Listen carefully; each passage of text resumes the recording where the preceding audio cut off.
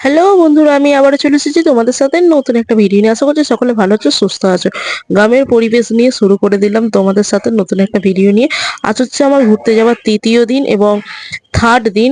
আর আমি চলে গিয়েছিলাম জয়রামবাটি। জয়রামবাটি কোথায় সেটা তোমরা অনেকেই জানো, আবার অনেকে জানো না। এটা হচ্ছে বাঁকুড়া জেলায় অবস্থিত।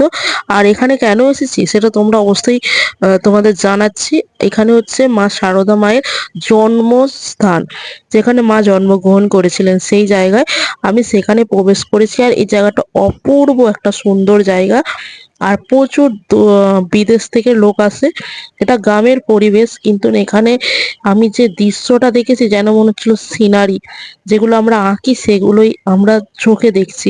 যতটা তোমাদের সাথে আমি দেখাতে পারবো অবশ্যই দেখাবো। আর দেখো, এটা হচ্ছে মা শারদা মায়ের মন্দির। এখানে খোলা হয় 12টার সময়, আরতি হয় এবং পুজো করা হয়, তারপরে আবার বন্ধ করে দেওয়া হয়।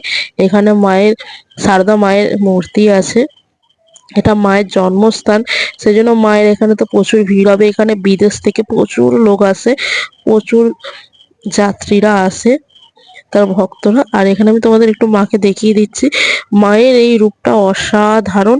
আর চার সাইডটা গার্ডেন করা আছে, ফুল বাগান এবং অনেক গাছ লাগানো আছে, যেই জন্য অসাধারণ একটা পরিবেশ লাগছিল। আর তোমাদের আমি কতটা দেখাতে পারছি বলে বোঝাতে পারবো না।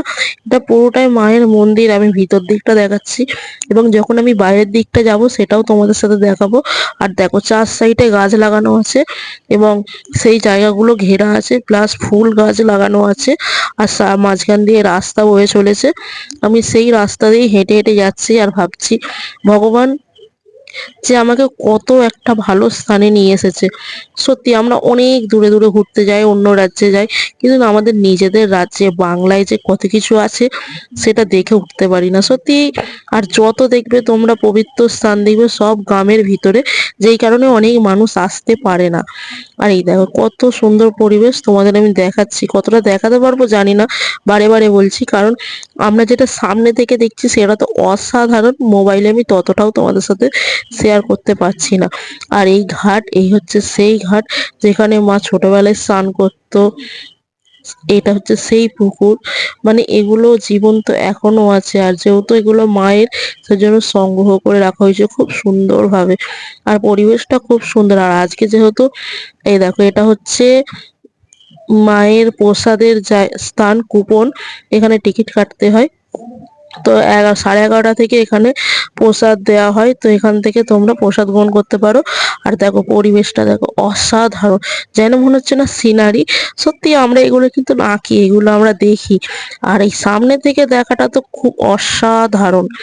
আর আজ যেহেতু বাবা রামকৃষ্ণ দেবের জন্মদিন ছিল, তাই তার স্ত্রীর জন্মস্থানে এখানেও একটা অনুষ্ঠান হচ্ছিল।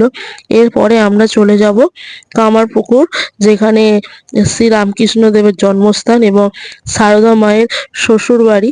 তো আমি এখন সেখানেই প্রবেশ করছি।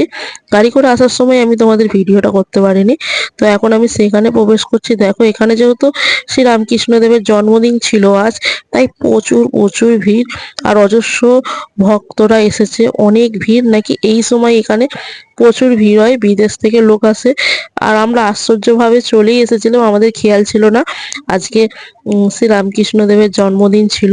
আর সত্যি এত সুন্দর একটা দিনে আমরা এখানে আসতে পারবো আমি তো কোনোদিন ভাবতেই পারিনি। আর এখানের পরিবেশটাও অসাধারণ।